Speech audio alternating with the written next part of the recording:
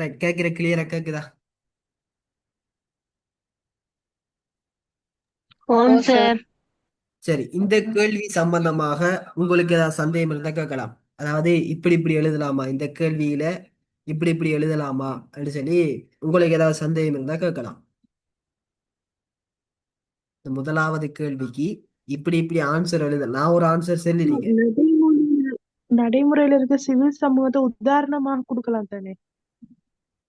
விளங்கல. நடைமுறை சம்பந்தமாக.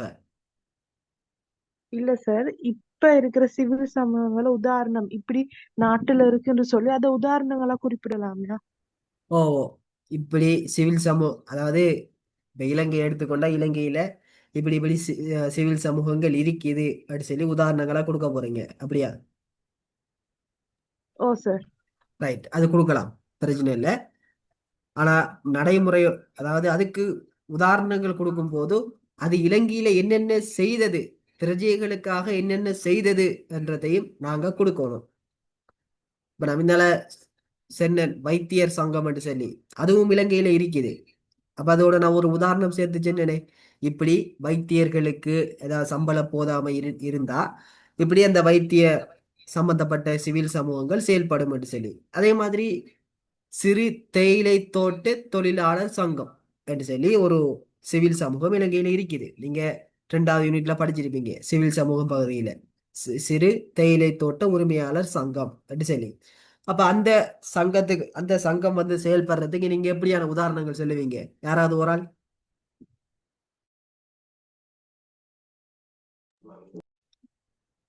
அந்த சங்கத்தை இப்ப நாங்க எழுத போறோம் உதாரணமாக. அப்ப அந்த சங்கத்தை உதாரணமாக எழுதும் போது அதோட சேர்த்து ஏதாவது ஒரு விஷயத்தை எழுதணும். இப்ப என்ன பிரச்சனை வந்தா அந்த சங்கம் சம்பளம் செயல்படும். குறைவா இருக்கு சார். விலங்கல். தோட்ட தொழிலாளர் சம்பளம் குறைவா இருக்கு. Right, very good. இவங்க இதுக்கு எதிரா. ரைட், தோட்ட தொழிலாளர்களுக்கு சம்பளம் குறைவாக கொடுக்கப்பட்டால் இந்த சிறு தேயிலை தோட்ட உரிமையாளர் சங்கம் என்ன செய்யும்? இப்படி செயல்படும். அப்ப இதை நாங்க கொடுத்து எழுதலாம், பிரச்சனை இல்லை. அதே மாதிரி கிரேக்க காலத்துல பிரஜைகள் செயல்பட்ட விதம், நேரடி ஜனநாயகத்தோட பிரஜைகள் செயல்பட்ட விதம், அதுக்கு அரிஸ்டோட்டில் ஒரு பெயர் ஒன்று சொல்லுவார். என்னது? யாருக்கு தெரியும்? செயற்பா- செயற்பாட்டு செயற்பாட்டு பிரஜை. பிரச்சனை. Right, very good. செயல்பாட்டு பிரஜை, அதையும் நீங்க நீங்க எட் பண்ணலாம், அதையும் நீங்க இணைக்கலாம். செயல்பாட்டு பிரஜை. கிரேக்க காலத்துல நகர அரசுல பிரஜைகள் எப்படி செயல்பட்டாங்கன்னு சொல்லி அதையும் இங்கே இணைக்கலாம், செயல்பாட்டு பிரஜை. ரைட். அதே மாதிரி 2வது கேள்வி ஒன்று இருக்குது. என்ன, 2 கேள்வியும் பார்க்க கிட்டத்தட்ட ஒரே மாதிரி தான் இருக்கும். அந்த நான் தந்த பேப்பர்ல 2வது கேள்வி, அரசியல் என்பது பிரஜைகளது சமூக வாழ்வின் ஓர் அங்கமாகும் என்று 2வது கேள்வி இருக்குது. அதுவும் கிட்டத்தட்ட ஒன்றுதான், இதே மாதிரி தான் அதுக்கும் ஆன்சர் எழுதுறது. ஆனால் ஒரு சில விஷயங்களை நீங்க எட் பண்ணணும். 2வது கேள்வி எழுதும் போது சிவில் சமூகம்ங்கிற பகுதியை நீங்க எழுதாம விட்டுட்டு, அதாவது 2வது கேள்வி எழுதும் போது, 2வது கேள்விக்கு விடை எழுதும் போது அறிமுகம், உள்ளடக்கம் எல்லாம் ஒரே மாதிரி தான் இருக்கும். சிவில் சமூகம்ங்கிற பகுதி வரும்போது அந்த பகுதியை எழுதாம அதுக்கு பதிலாக பிரஜைகள் அரசியலோட தொடர்பு படும் சந்தர்ப்பங்களை நீங்க என்ன செய்யலாம், கொடுத்து எழுதலாம். 2வது கேள்வி எழுதும் போது என்னென்ன சந்தர்ப்பங்கள் அவங்க செயல்படுவாங்க? வாக்களித்தல், அதே மாதிரி ஆர்ப்பாட்டங்களை ஈடுபடுதல். நாங்க மேலுக்கு சுருக்கமா கொடுத்திருக்கோம், 1வது கேள்வியில சுருக்கமாக கொடுத்திருக்கோம். 2வது கேள்வியில் நீங்க என்ன செய்யணும், அதை விளக்கி எழுதணும். அவ்வளவுதான் 2க்கும் இடையிலான வேறுபாடு. நான் இந்த புது புது கேள்விகளை போட்டுக்கிறது காரணம், ஃபைனல்ல இப்படியான கேள்விகள் வந்தா நீங்க தடுமாறக்கூடாது என்றதுனாலதான் புது புது கேள்விகள் உங்களுக்கு போடப்பட்டிருக்குது. ரைட், அடுத்த கேள்வியா பார்ப்போம். இதுக்கு யாரும் இது தொடவே இல்லை, இந்த கேள்விய யாரும் தொடவே இல்லை. அப்படி என்ன இதுல இருக்குது என்று சொல்லி எனக்கு தெரியாது. இது ஸ்கூல்ல படிச்சு தராத காரணத்தினாலயா, இல்ல உங்களுக்கு இதுக்கு முதல்ல பயிற்சிகள் இல்லாத காரணத்தினாலயான்னு எனக்கு தெரியல. ஆனா இது கடும் ஈஸியான கேள்வி. இப்படியான கேள்விகளை வந்தா செய்ய பார்க்கணும். பார்ப்போம். கொஞ்சம் இன்ட்ரெஸ்டான கேள்வியும் தான். அரசியல் விஞ்ஞானம் ஒரு இயற்கை விஞ்ஞானம் என்பதை விட சமூக விஞ்ஞானமாகவே கருதப்படுகிறது. அதாவது இந்த அரசியல் விஞ்ஞானம் நம்மளோட சயின்ஸ், மெட்ஸ் இது மாதிரி இயற்கை விஞ்ஞானம் இல்லையாம். இது வந்து சமூக விஞ்ஞானமா. ஹிஸ்டரி, ஜோக்ரஃபி, இது மாதிரி ஜோக்ரஃபியும் இப்ப கிட்டத்தட்ட இயற்கை விஞ்ஞானமாய் தான் இருக்குது. அதை நம்ம சமூக விஞ்ஞானம் தான் எடுக்கணும். ஜோக்ரஃபி, ஹிஸ்டரி, இது மாதிரி அரசியலும் ஒரு சமூக விஞ்ஞானமாம். இந்த கூற்றுக்கு நீங்க உடன்படுறீங்களா? உங்களோட காரணத்தை தாங்க அப்படின்ற ஒரு கேள்வி கேட்டிருக்குது. கேள்வியை முதல் விளங்கணும். ரைட்? கேள்வியை விளங்குவதே விடையின் பாதி. இப்ப அறிமுகம் எழுத போறோம். அறிமுகத்தில் எப்படி கொடுக்கணும் என்றால், அரசியல் வந்து இயற்கை விஞ்ஞானமா சமூக விஞ்ஞானமாண்டு இதுவரைக்கும் சொல்லிட்டான கருத்து இல்லை. ஆனா நாம எப்படி ஆராய போறோம்? அரசியல் என்று சொல்றது ஒரு சமூக விஞ்ஞானமாகத்தான் ஆராய போறோம்.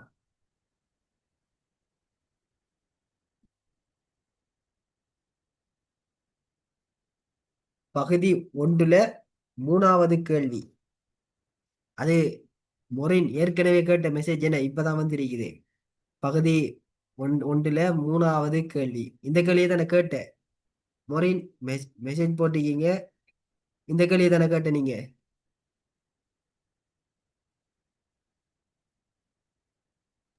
ஓ சார். ரைட், பார்ப்போம். நான் எல்லா கேள்வியும் விளங்கப்படுத்துவேன். எல்லா கேள்வியும் பயப்பட தேவையில்லை. எல்லா கேள்வியும் எப்படி ஆன்சர் அளிக்கிறதுங்கிறத சொல்லி தருவேன். காலம் போனாலும் பிரச்சனை இல்லை. எப்படி கேள்விக்கு விடை அளிக்கிறது என்று சொல்லி கட்டாயம் சொல்லி தரணும். அது என்ன கடமை. என்ன கேள்வி கேட்ட எனக்கு விடையும் அதை உங்களுக்கு சொல்லித்தர தெரிஞ்சிருக்கணும். ரைட். அரசியல் விஞ்ஞானம் ஒரு இயற்கை விஞ்ஞானம் என்றதை விட அது ஒரு சமூக விஞ்ஞானம்.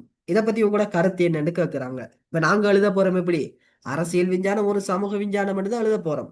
அது ஒரு சமூக விஞ்ஞான பாடம். என்ன அது நமக்கு தெரியும்.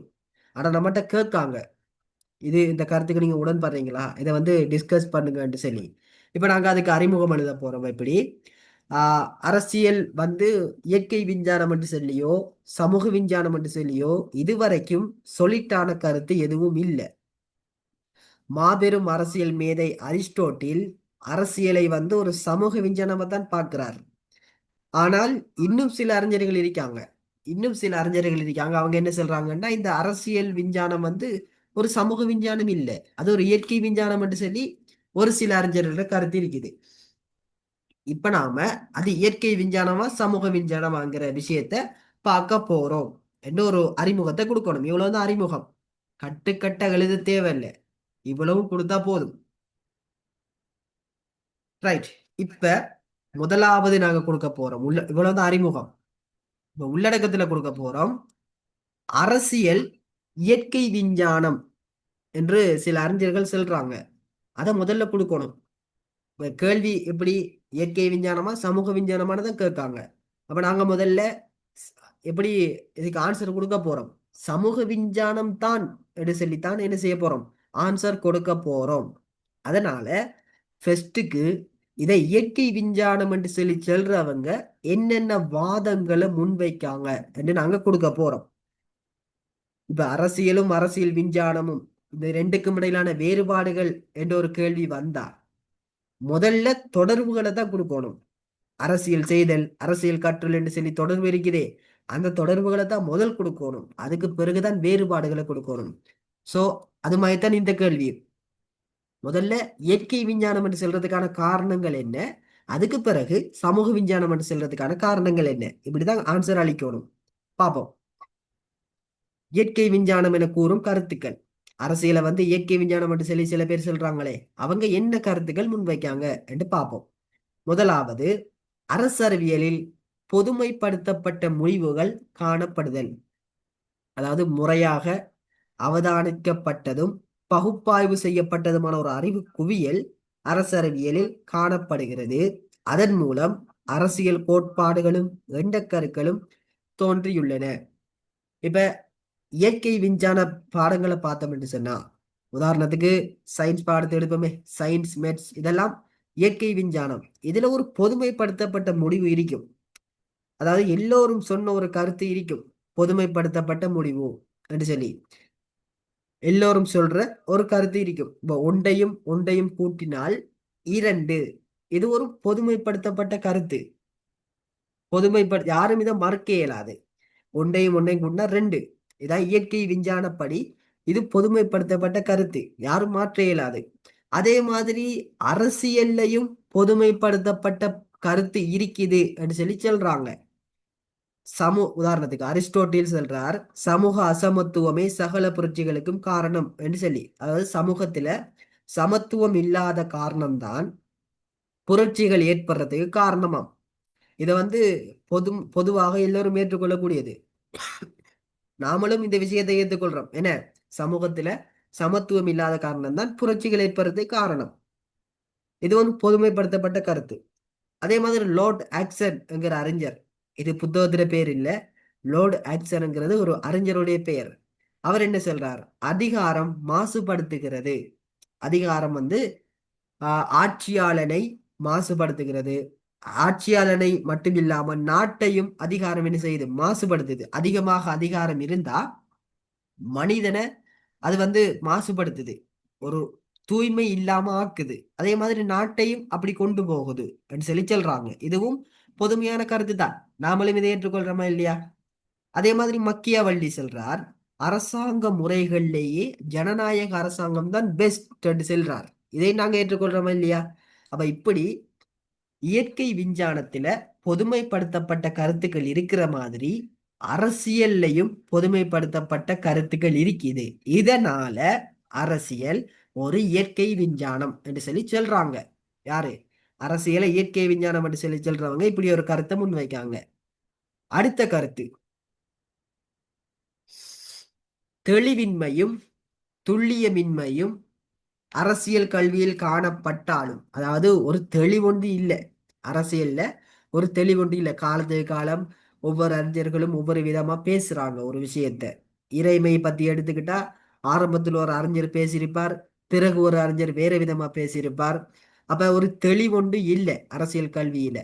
ஆனாலும் ஒரு முறையான கல்விக்கு அரசியல்ல வாய்ப்பு இருக்கிறது என்று அறிஞர்கள் சொல்றாங்க. இப்படி காலத்துக்கு காலம் அரசியல் வந்து மாறினாலும் அரசியல் என்கிற பாடம் ஒரு முறையான கல்வியாக மாறுறதுக்கு வாய்ப்பு இருக்குது.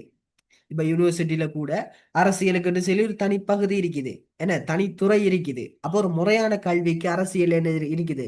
வாய்ப்பு இருக்குது என்று சொல்லி சுட்டி காட்டுறாங்க.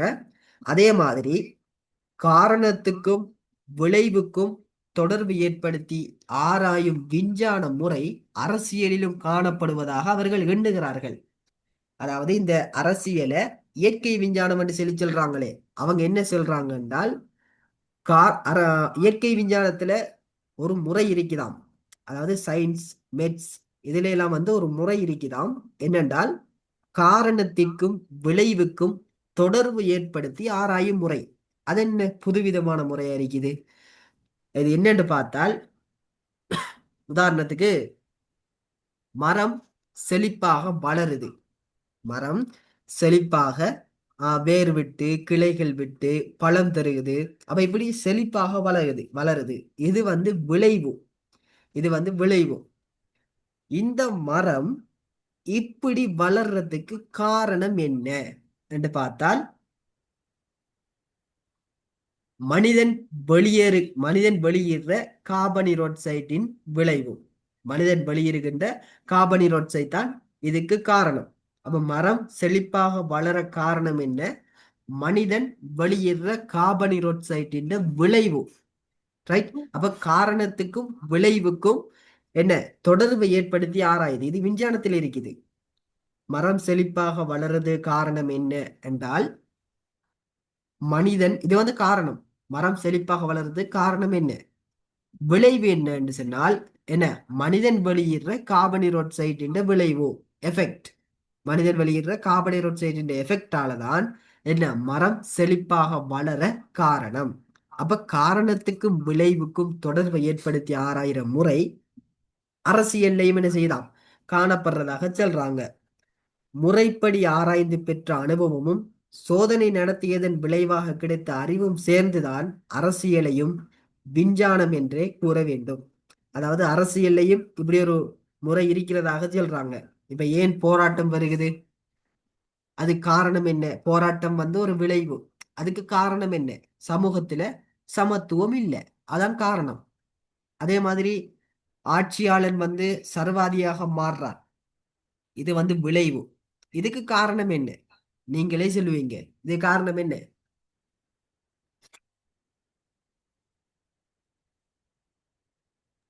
அதிகாரம் அதிகமாக வழங்கப்படும். ரைட். அதிகாரம் அதிகமாக்கப்படுதல், அதாவது அதிக அதிகாரம், அதிக அதிகாரம் இதான் காரணம்.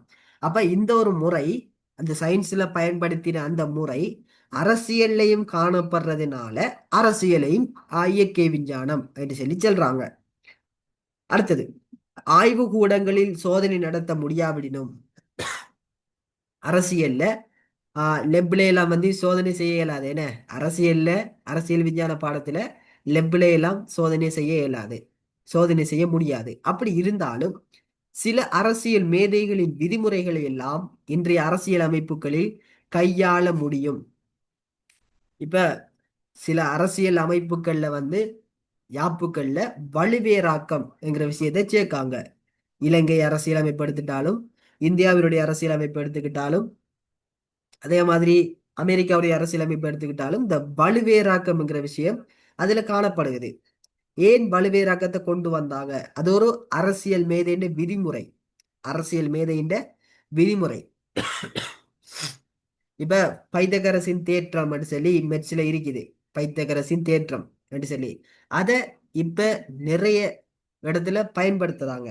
அந்த தேற்றத்தை வந்து நிறைய இடத்துல பயன்படுத்துறாங்க, கணித மேதைகள் வந்து அதை பயன்படுத்துறாங்க. அதே மாதிரி அரசியல்லையும் அறிஞர்கள் செல்ற அந்த கோட்பாடுகள் இப்ப யாப்புகளையும் பயன்படுத்தப்படுகுதாம். அப்ப அதனால ஆஹ் அரசியல் வந்து ஒரு இயற்கை விஞ்ஞானம் அப்படின்னு சொல்லி சொல்றாங்க. எப்படி ஜாயின் பண்றாங்கன்னு பாருங்க. இயற்கை விஞ்ஞானத்தையும் இந்த அரசியலையும் எப்படி ஜாயின் பண்ணி கதைக்காங்கன்னு சொல்லி. அறிஞர் இயற்கை விஞ்ஞானத்துல அறிஞர்கள் வந்து இப்படி கோட்பாடுகள் முன்வைக்கிற மாதிரி அரசியல்லையும் கோட்பாடுகள் முன்வைக்கிறாங்க தானே. அப்ப அரசியலும் ஒரு இயற்கை விஞ்ஞானம் தானே என்று சொல்லி சொல்றாங்க. அதே மாதிரி சுவிட்சர்லாந்துல நேரடி ஜனநாயக முறை கடும் சக்சஸ்ஃபுல்லா போகுது. சுவிட்சர்லாந்துல நேரடி ஜனநாயக முறை சக்சஸ்ஃபுல்லா போகுது. அரசியல் மேதைகள் வந்து இந்த நேரடி ஜனநாயகத்தை பத்தி தெளிவாக சொன்னதுனால இப்ப அந்த நேரடி ஜனநாயக முறை நாடுகள்ல பயன்படுத்தப்படுகிறது. அப்ப அதுவும் இயற்கை விஞ்ஞானத்தோட தொடர்படுறதானே என்று சொல்லி எல்லாம் சொல்றாங்க. சோ இந்த முறையில, இந்த முறைகள்ல இயற்கை விஞ்ஞானத்தோட அரசியல் என்ன செய்யறாங்க, ஜாயின் பண்றாங்க. அடுத்தது, எதிர்வு கூறு பண்புகள் காணப்படுதல். சமூக விஞ்ஞானம் மனிதனோட தொடர்பட்டது, அதனால மனிதன் மனம் அடிக்கடி மாறுறதுனால அரசியல் விஞ்ஞானத்துல வந்து சொல்லிட்டான ஒரு எதிர்வு கூறல் சொல்ல இயலாது. இப்ப மெட்ஸ் எடுத்துட்டோம்னு சொன்னா, இயற்கை விஞ்ஞான பாடத்துல மெட்ஸோ சயின்ஸோ எடுத்துட்டோம்னு சொன்னா நம்ம ஒரு சில கேள்விகள் கேள்விப்பட்டிருப்போம். இப்ப மெட்ஸ்ல லெஜெண்டராக்கள் எல்லாம் இருப்பீங்க, நான் அப்படி இல்லை, கொஞ்சம் கொஞ்சம் அதை பத்தி தெரியும், அதனால சொல்றேன். மெட்ஸ்ல வந்து பார்த்திருப்போம், 60 கிலோமீட்டர் பெர் ஹவர் ஸ்பீட்ல வார இந்த கார் எத்தனை மணி நேரத்தில் குறிப்பிட்ட இடத்தை சென்றடையும் அப்படின்னு சொல்லி ஒரு கேள்வி படிச்சிருப்போமா இல்லையா மெட்ஸ்ல. குறிப்பிட்ட இந்த வேகத்துல 60 பெர் ஹவர் ஸ்பீட்ல வார இந்த கார் எத்தனை மணி நேரத்தில் குறித்த இடத்தை போய் சேரும் அப்படியெல்லாம் கேள்விப்பட்டிருப்போம். அருண் 20 பெர் ஹவர் ஸ்பீட்ல தனது மோட்டார் சைக்கிளில் பயணித்துக் கொண்டிருக்கிறார். அவர் வைத்தியசாலையை அடையும், அதாவது அல்லது பாடசாலையை அடைய அவருக்கு எவ்வளவு நேரம் தேவைப்படும் அப்படின்னு சொல்லி எல்லாம் கேள்விப்பட்டிருப்போம். என்ன கேள்விகள். இப்ப இது வந்து எதிர்வு கூறல். நாம விடைய கொடுக்க போறது என்ன, சொல்லிட் ஆன்சர். விடையா கொடுக்க போறது இத்தனை மணி நேரத்தில் அவர் போய் சேருவார் அப்படின்னு சொல்லி சொல்றது என்ன, எதிர்வு கூறல். அது எதிர்வு கூறல். அந்த விஷயம் அரசியல்லையும் இருக்குதாம் அப்படின்னு சொல்லி சொல்றாங்க. சொல்லிட்டாக எதிர்வு கூறல் செல்ல இயலாட்டியும் எதிர்வு கூற முடியும், எதிர்வு கூறதுக்கான வாய்ப்பு அரசியல்ல இருக்குதுன்னு சொல்லி சொல்றாங்க.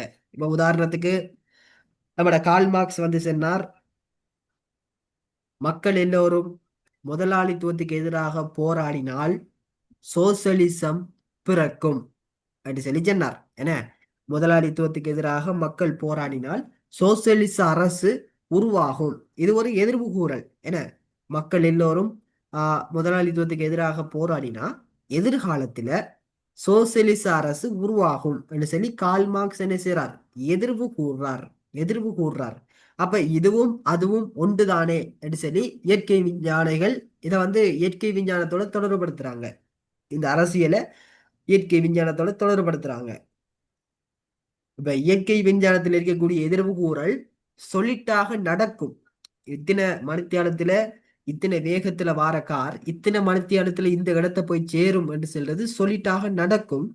ஆனால் அரசியல் விஞ்ஞானத்துல அப்படி இல்லை, சொல்லிட்டாக நடக்காது. ஆனா என்ன செய்யலாம், கெஸ்ஸிங் கொண்டு பண்ணலாம் என்று சொல்லி சொல்றாங்க. கெஸ்ஸிங் கொண்டு பண்ணலாம். ரெண்டுலையும் ரெண்டுலையும் அரசியல் விஞ்ஞானத்திலையும் இயற்கை விஞ்ஞானத்திலையும் கெஸ்ஸிங் வந்து இருக்குது. கெஸ்ஸிங் அது நடக்கும் நடக்காத ரெண்டாவது விஷயம். கெஸ்ஸிங் வந்து இருக்குது. அப்ப அதனால அரசியல் விஞ்ஞானம் ஒரு இயற்கை விஞ்ஞானம் அப்படி என்று என்ன சொல்றாங்க ஜாயின் பண்றாங்க. இப்படியான முறைகள்ல அரசியல் விஞ்ஞானத்தை இயற்கை விஞ்ஞானத்தோட தொடர்பு படுத்துறாங்க. ரைட். இப்ப அடுத்த கருத்துக்கு வர போறோம். என்னது, அரசியல் விஞ்ஞானம் ஓர் இந்த இடத்துல அரசியல் ஓர் இயற்கை விஞ்ஞானம் என்பதற்கான வாதங்கள் என்று சொல்லி இருக்குது. நீங்க வந்து அதை எப்படி மாத்தணும் என்றால் அரசியல் ஓர் சமூக விஞ்ஞானம் என்பதற்கான வாதங்கள் என்று சொல்லி மாத்தணும். அரசியல் ஓர் சமூக விஞ்ஞானம் என்பதற்கான வாதங்கள் என்று சொல்லி என்ன செய்யணும், மாத்த வேண்டி வரும். அது ஒரே தலைப்பு திரும்ப அடிபட்டிருக்குது. நீங்க வந்து அதை மாத்துங்க. அரசியல் வந்து ஒரு சமூக இரண்டாவது தலைப்பு வந்து அரசியல் ஒரு சமூக விஞ்ஞானம் என்பதற்கான வாதங்கள். ரைட்.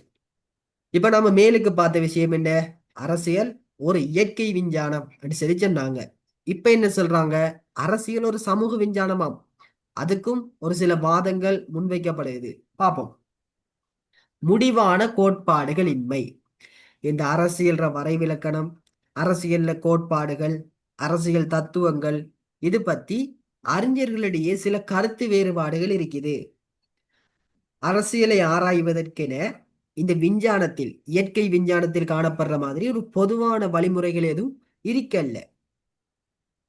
அரசியல் கோட்பாடுகள் எல்லாம் எல்லோராலும் ஏகமானதாக ஒப்புக்கொண்டவைகளாக இல்லை. அதாவது இயற்கை விஞ்ஞானத்துல ஒரு விஷயம் செல்லப்பட்டா அதை எல்லா அறிஞர்களும் என்ன செய்வாங்க, ஏற்றுக்கொள்வாங்க. ஒன்றும் ஒன்றும் இரண்டு என்று சொன்னால், கணிதத்துல ஒன்றும் ஒன்றும் இரண்டு என்று சொன்னால் சகல அறிஞர்களும் என்ன செய்வாங்க, அதை ஏற்றுக்கொள்வாங்க. அதுக்கு மாற்று கருத்து இல்லை. ஆனால் அரசியல் விஞ்ஞானத்துல அப்படியா இல்லை. நான் இறைமையை பற்றி ஒன்று சொல்லுவன், எனக்கு பிறகு வாரவன் இறைமையை பற்றி என்னென்னமோ சொல்லுவான். எந்த காலத்துல இறைமை நல்லா இருக்கும், அதனால நான் சொல்லுவன் இறைமை வந்து மனிதனை புனிதனாக்குகிறது என்று சொல்லி நான் சொல்லுவன். எந்த காலத்துக்கு பிறகு இறைமை வந்து கடும் மோசமாக, ஒரு ஆட்சியாளனை இறைமை கடும் மோசமாக மாற்றுது என்றால் அந்த காலத்தில் இருக்கக்கூடிய அறிஞன் என்ன செல்வான், இறைமை மனிதனை மிருகமாக மாத்துது என்று சொல்லி சொல்லுவான். அப்ப அரசியல் கோட்பாடுகள்ல, அரசியல் வரைவிலக்கணத்துல கருத்து வேறுபாடுகள் காணப்படுகிறது. ஆகவே இயற்கை விஞ்ஞானத்துல முடிவான கோட்பாடுகள் இருக்கிற மாதிரி அரசியல் விஞ்ஞானத்துல முடிவான கோட்பாடுகள் இல்லை. அதனால அரசியல் இயற்கை விஞ்ஞானம் இல்லை அப்படின்னு சொல்லி சொல்றாங்க. அடுத்தது துல்லியமின்மை. அரசியல் கோட்பாடுகளில் துல்லியமின்மையும் தெளிவின்மையும் காணப்படுவதால் யாவரும் ஏற்றுக்கொள்ளக்கூடிய ஓர் ஆராய்ச்சி அணுகுமுறையை கையாள முடிவதில்லை. அதாவது அரசியல் கோட்பாடுகள் ஒரு துல்லிய தன்மை இல்லை. அரசியலுக்குள்ள சொல்லிட்டா இதான் விஷயம் என்று சொல்லி யாரும் செல்றல்ல. சொல்லிட்டா இதான் விஷயம், அரசியல் வரைவிலக்கணம் என்றால் இதான் வரைவிலக்கணம் என்று சொல்லி சொல்லிட்டா செல்ல இயலாது. இயற்கை விஞ்ஞானத்துல வந்து செல்லலாம், அதுக்கு ஆராய்ச்சி முறைகள் இருக்குது. இப்ப சயின்ஸ் எடுத்துட்டோம்னு சொன்னா அதுக்கு சொல்லி ஒரு சில ஆராய்ச்சி முறைகள் இருக்குது. சயின்ஸ்ல வந்து பரிசோதனைகள் நிறைய இருக்குது. என்ன, அந்த பரிசோதனைகள் வந்து எல்லோரும் ஏற்றுக்கொள்ளக்கூடிய பரிசோதனையா தான் இருக்கும். அதுல கருத்து முரண்பாடுகள் இருக்காது.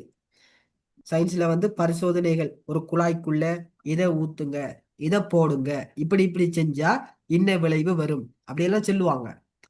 ஒரு போத்தல் எடுங்க, அதுல அப்பச்சோடாவை போடுங்க, அதுக்கு மேல பலூனை வந்து அதுல வாயில கட்டுங்க, இப்ப பாத்தீங்கன்னா அந்த பலூன் வந்து பறக்கும் அப்படின்னு சொல்லி சொல்லுவாங்க. ஏன்னா எனக்கு தெரிஞ்ச பரிசோதனை அதான். நான் வந்து ஸ்கூல்ல படிக்கும் போது அதை நல்லா இன்ட்ரெஸ்டா செஞ்சு பார்த்தது, அதனால அதான் எனக்கு ஞாபகம் இருக்குது. அதே மாதிரி இன்னும் நிறைய பரிசோதனைகள் அதுல இருக்குது. அப்ப அப்படி பரிசோதனை இருக்கிற மாதிரி அரசியல்ல எந்த விதமான பரிசோதனையும் இல்லை. இயற்கை விஞ்ஞானங்கள்ல சூத்திரங்கள் இருப்பது போல் அரசியலில் இல்லை. இயற்கை விஞ்ஞானங்கள்ல இப்ப நான் சொன்ன மாதிரி பைத்தகரஸ் தோற்றம் எல்லாம் இருக்குது. அது வந்து எல்லோராலும் ஏற்றுக்கொள்ளக்கூடியதான் இருக்குது. ஆனா இந்த அரசியல்ல அப்படியான கோட்பாடுகளோ சூத்திரங்களோ எதுவும் இல்லாத காரணத்தினால ஒரு சொல்லிட்டான முடிவை பெற இயலாது. ஆகவே அரசியல் ஒரு சமூக விஞ்ஞானம் அப்படின்னு சொல்றாங்க. அடுத்தது மனித தொடர்பு. இயற்கை விஞ்ஞானம் வந்து இந்த உயிரில்லாத பொருட்களை வச்சுதான் ஆய்வுகளை மேற்கொள்வாங்க. உயிரில்லாத பொருட்கள், எலும்பு கூட கண்டுபிடிச்சு அந்த எலும்பு கூட்டுல என்னென்ன விஷயங்கள் இருக்குது அப்படின்னு சொல்லி ஆராயிறது. அதே மாதிரி மனிதன் அல்லாத விலங்குகளோட அவங்களோட தொடர்புகள் இருக்கும். மனிதன் அல்லாத விலங்குகள், இப்ப பூனை வந்து பூனை சீறினால் அதுல என்னென்ன ஆஹ் இது என்னென்ன விஷயம் என்னென்ன விளைவுகள் ஏற்படும் சொல்லி எல்லாம் அதை ஆராய்வாங்க. நீங்க வந்து இதை பகடி என்று சொல்லி நினைக்கலாம், அப்படி இல்லை. இது வந்து விஞ்ஞானிகள் கண்டுபிடிச்சது. இப்ப பூனை வந்து நம்மளை பார்த்து சீறினாலோ இல்ல ஏதாவது ஏதாவது கத்தினாலோ வந்து நம்ம உடம்புல இருக்கிற பாதி நோய்கள் குறையும் என்று சொல்லி எல்லாம் கேள்விப்பட்டிருப்போம். என்ன அதெல்லாம் வந்து இப்ப நிரூபிக்கப்பட்டிருக்குது. அதெல்லாம் நிரூபிக்கப்பட்டிருக்குது. அப்ப வந்து இயற்கை விஞ்ஞானம் எப்பயும் உயிரில்லாத பொருட்களோடு தான் தொடர்படும். மரத்தை வச்சு ஆராய்வான். மரம் வந்து எண்ணத்தை உள்ளுக்கு இழுக்குது, எண்ணத்தை வெளியிடுது. மரம் வந்து எண்ணத்தை உள்ளுக்கிடுது, எண்ணத்தை வெளியிடுதுன்னு சொல்லலாம். உயிரற்ற பொருட்களை வச்சு ஆராய்வான். ஆனால் அரசியல் விஞ்ஞானம் அப்படி இல்லை. அரசியல் வந்து மனிதனோட தான் எப்பயும் தொடர்புல இருக்கும். பூனை அரசியல்ல ஈடுபடுகிறதா எங்கேயாவது கேள்விப்பட்டீங்களா? இல்ல. அதை பத்தி எல்லாம் ஆராயற இல்ல. நாய் அரசியல்ல ஈடுபடுதா, நாய் வாக்களிக்குதா, அப்படியெல்லாம் அரசியல்ல பாக்குற இல்ல. அரசியல்ல எது மெயின்? மனிதன். மனிதன் மட்டும்தான் அரசியல்ல மெயின். அப்ப அரசியல் வந்து எப்பயும் மனிதனோட தான் தொடர்புல இருக்கும். அதனால அரசியலை ஒரு இயற்கை விஞ்ஞானமாக கொள்ள முடியாது என்று சொல்லி சொல்றாங்க. அடுத்த எதிர்காலத்தை நிர்ணயிக்க முடியாத நிலை. இரசாயன ஆராய்ச்சியில் முடிவை முன்கூட்டியே முறையாக நிர்ணயித்து விட முடிகிறது. முன்னால சொன்ன எதிர்காலத்தில் என்ன நடக்க போகுதுங்கிறத சயின்ஸ் மூலமாக என்ன செய்யலாம், நிரூபிக்க முடியும். இத்தனை per hour ஸ்பீட்ல வார கார் இந்த இத்தனை மணி நேரத்துல போய் சேரும் அப்படின்னு சொல்றது ஒரு சொல்லிட்டான ஆன்சர். ஆனால் அரசியல்ல வருங்காலத்தில் நிகழப்போகும் நிகழ்ச்சிகளையோ அல்லது கோட்பாடுகளின் நடைமுறைகளின் வெற்றி தோல்விகளையோ முன்னதாக அறுதியிட்டு கூற முடியாது. அதாவது இந்த சோசியலிசம் இலங்கையை வெற்றிகரமாக கொண்டு போய் சேர்க்கும் என்று சொல்லி சொல்லலாமா? இல்ல. இந்த ஆட்சியாளர் நாட்டை வெற்றிகரமாக கொண்டு போய் சேர்ப்பார் என்று சொல்லி சொல்லலாமா? இல்ல. முன்னதாக சொல்ல இயலாது. யூகமான அரசாங்கம் கூட சில வேளைகளில் தவறி விடுவது இயற்கை. அதாவது ஒரு அரசாங்கத்தை பார்க்கிறோம், ரைட், இந்த ஆட்சியாளன் சூப்பரான ஆள், இவர் வந்து நாட்டை ஆட்சி செஞ்சா எப்படி இருக்கும் என்று சொல்லலாம். சில வேளை நாம நினைக்கிறது என்ன செய்யும், அப்படியோ உல்டாவா மாறும். அவர்தான் மிகப்பெரிய சர்வாதிகாரியாக இருப்பார் வருங்காலத்துல. அப்ப யூகமான அரசாங்கம் கூட சில வேளைகளில் தவற விடுவது இயற்கை. இதனால் அரசியலை இயற்கை விஞ்ஞானமாக என்ன செய்யலாது, கருதி இயலாது. சயின்ஸ்ல மேத்ஸ்ல நீங்க சொல்ற மாதிரி சொல்லிட்டான ஒரு முடிவை இங்க கொடுக்க இயலாது. அதே மாதிரி ஒருமுக நோக்கமின்மை விஞ்ஞான ஆராய்ச்சியாளர்களிடையே, இந்த சயின்ஸ் மெத்ஸ் இப்படியான ஆட்களிடையே ஒருமுக நோக்கம் தான் இருக்கும். அவங்க ஆராய்ச்சி செய்யற விஷயம் வந்து ஒரே ஒரு நோக்கத்தை கொண்டுதான் ஆராய்ச்சி செய்வாங்க. ஒரே ஒரு நோக்கத்தை கொண்டுதான் ஆராய்ச்சி செய்வாங்க. உதாரணத்துக்கு மரம் வந்து ஏன் செழிப்பாக வளருது, இதை பத்தி ஆராய போறோம்னு சொன்னா அதை மட்டும்தான் ஆராய்வாங்க. மர மரம் வந்து ஏன் செழிப்பாக வளருதுன்னு சொன்னா அந்த ஒரு நோக்கத்தை மட்டும்தான் ஆராய்ச்சி செய்வாங்க. மரம் வந்து ஏன் இப்படி இருக்குது, இதை பத்தி ஆராயணும், இதை மட்டும்தான் ஆராய்வாங்க. கார்பன் ஆக்சைடு எப்படி வெளியிடப்படுகிறது என்று சொன்னா அந்த விஷயத்தை மட்டும்தான் ஆராய்வாங்க. ஒரே ஒரு நோக்கம் தான் இருக்கும். ஆனால் அரசியல் ஆராய்ச்சியாளர்கள் நாட்டில் உள்ள பல பிரச்சனைகள் மீது கவனம் செலுத்துறதுனால அவங்களோட நோக்கம் சிதைவுற்று காணப்படும். அரசியல்ல வந்து பல நோக்கங்கள் காணப்படும், ஒரே ஒரு நோக்கம் அங்க இருக்காது. இதனால அரசியலை வந்து இயற்கை விஞ்ஞானமாக என்ன செய்யலாது, கொள்ள இயலாது. அப்ப நாங்க கேளுங்க முடிவுரையில் என்ன கொடுக்க போறோம். ஆகவே மேல சொல்லப்பட்ட மாதிரி அரசியல் இயற்கை விஞ்ஞானம் இல்ல, அரசியல் வந்து சமூக விஞ்ஞானம். ஏனென்று சொன்னால் மேல சொல்லப்பட்ட கருத்துக்களை நோக்கும் போதும் அதே மாதிரி அரசியல் வந்து மனிதனை மட்டும் கருவாக கொண்டிருப்பதனால் அரசியல் வந்து ஓர் சமூக விஞ்ஞானம் என்கிற முடிவுக்கு எங்களால வர இயலும் அப்படின்னு முடிவுரை கொடுக்க போறோம். இவ்வளவுதான் இதுல விஷயம். எல்லாருக்கும் விளங்கிட்டா? இது இப்படி கேள்வி வந்தா செய்ய இயலுமா உங்களால? ஓ விளங்கிட்டு. ரைட். மத்தாக்களுக்கு விளங்கிட்டா? இப்படி இந்த கேள்வியை தான் ஒருத்தரும் தொடையும் இல்லை. நான் யோசிச்சேன் செய்வீங்க என்று சொல்லி, பட் யாரும் தொடரல. பட் அதுக்கு ஆன்சர் இதான். ஆன்சர் இப்படிதான் எழுதணும். அப்ப எல்லாருக்கும் இந்த கேள்வி, இனி இந்த கேள்வி வந்தா செய்ய இயலுமா?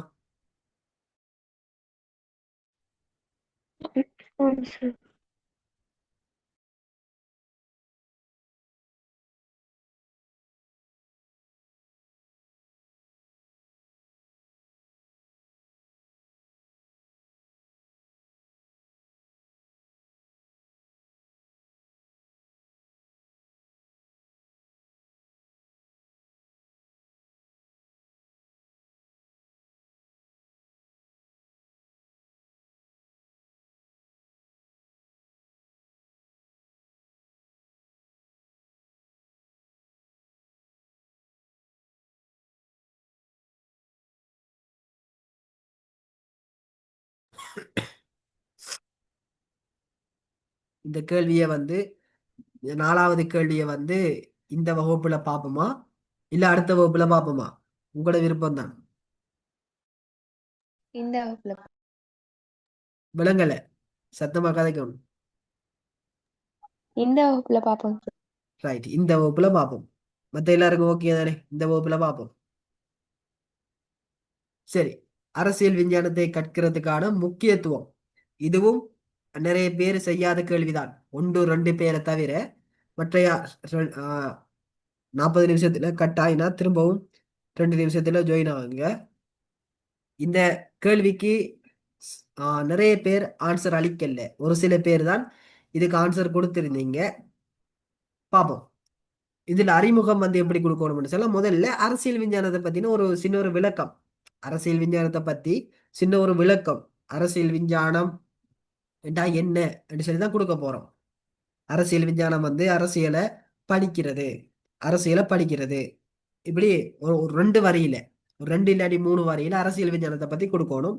அடுத்தது அறிமுகத்துக்குள்ள அடுத்த விஷயம், அடுத்த பந்தி, அரசியல் கல்வி தனி மனிதனுக்கும் சமூகத்துக்கும் ஏதாவது ஒரு வகையில் உதவுகின்றன என கொடுத்து விட்டு பின்வருமாறு அதன் முக்கியத்துவத்தை ஆராயலாம் என்று சொல்லி சேர்த்து கொடுக்கணும். அரசியல் கல்வி மனிதனுக்கும் அது சமூகத்துக்கும் ஏதாவது ஒரு வகையில உதவுதோ அப்படின்னு சொல்லி கொடுத்துட்டு தொடர்ந்து எழுதணும். அந்த முக்கியத்துவத்தை, அதன் பயன்களை பின்வருமாறு ஆராயலாம் என்ற அறிமுகத்தில் என்ன செய்யணும் கொடுத்துட்டு இப்ப உள்ளடக்கத்துக்குள்ள வரப்போறோம். இந்த உள்ளடக்கம் வந்து நாம ஏற்கனவே எழுதின உள்ளடக்கங்களை விட கொஞ்சம் டிஃப்ரெண்ட். ஏன்னா ஏற்கனவே எழுதின உள்ளடக்கம் வந்து பாயிண்ட்ஸ் ஃபார்ம்ல எழுதியிருப்போம். இது வந்து அப்படி இல்லை. இது வந்து பந்தியாத்தான் எழுத போறோம். சோ பந்தியா எழுதணும். இடைவெளி விட்டு இருக்கணும். ஒரு பந்திக்கும் அடுத்த பந்திக்கும் இடையில இடைவெளி கட்டாயம் விட்டிருக்கணும். ரைட், பார்ப்போம். தற்காலத்தில் அரசியல் கல்வியின் முக்கியத்துவம் அதிக அளவில் உணரப்பட்டு வருகிறது. ஏனெனில் அரசியல் கல்வி தனி மனிதனுக்கும் சமூகத்துக்கும் ஏதாவது ஒரு வகையில் உதவுது. இப்ப நம்ம வந்து பொலிட்டிக்கல் சயின்ஸ் எடுக்கோம். பொலிட்டிக்கல் சயின்ஸ் எடுக்காத ஒரு பிள்ளைகிட்ட போய், இப்ப பிசிக்ஸ், பயோ இப்படியான பாடங்கள் எடுக்கிற பிள்ளைகிட்ட போய் நீங்க 7 மட்டா கேட்டு பாருங்க. ஜனாதிபதி செலக்ட் பண்ணப்பட்டதுக்கு பிறகு யாருக்கு முன்னிலையில சத்திய பிரமாணம் செய்யணும் அப்படின்னு ஒரு கேள்வியை கேட்டு பாருங்க. செல்ல மாட்டாங்க.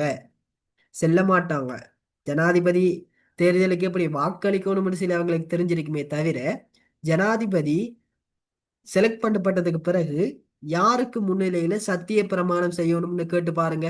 செல்லவே மாட்டாங்க. அப்ப அரசியல் கல்வி ஏன் முக்கியம் பெறுகிறதுங்கிறது இந்த ஒரு உதாரணத்திலே நமக்கு விளங்கி இருக்கும். இதெல்லாம் தெரிஞ்சிருக்கணும். நாட்டு நடப்புகளை தெரிஞ்சுக்கிறதுக்காகத்தான் இந்த அரசரவியல் பாடம் நமக்கு உதவி செய்யுது. அதே கேள்வியை உங்கள்கிட்ட கேட்கணே, ஜஃபருனாவை தவிர